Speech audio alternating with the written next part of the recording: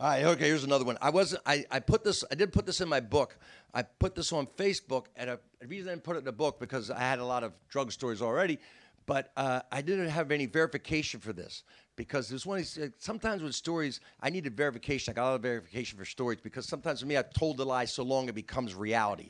So this is one that actually happened because I got verification from my girlfriend at the time who lives in Mexico now. We just got in contact a couple weeks ago, and I asked her about it. She was, oh, yeah, So one night I performed for somebody. I opened up for this group called the Nighthawks. It was a really crazy sort of a biker band back then, a blues band back in D.C.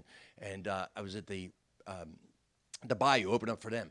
And I was hanging out. My girlfriend, her best friend was going out with Teddy Mondale. And this is, again, a time when Ted Mondale was the son of the vice president, Walter Mondale, during Jimmy Carter's administration. This is the late 70s. So we finished the show, and he says, let's go back to my place. Now, his place is the Naval Observatory, which is where the vice president lives. So we don't think a thing about it. Let's go back to his place, We go back to his place. We're in his room.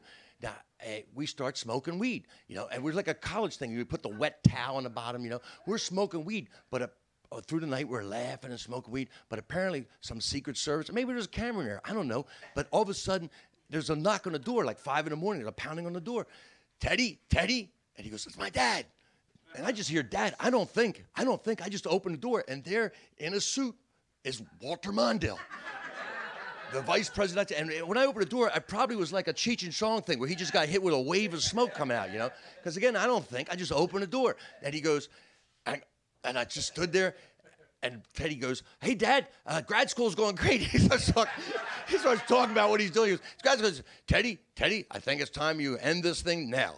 And I realized later, he was probably going to work. He was probably heading over to the White House. He's got to deal with this, right?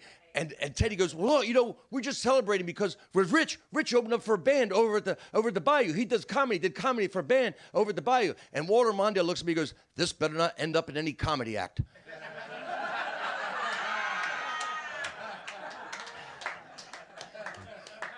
My girlfriend told me 2 weeks ago, you got so scared, man.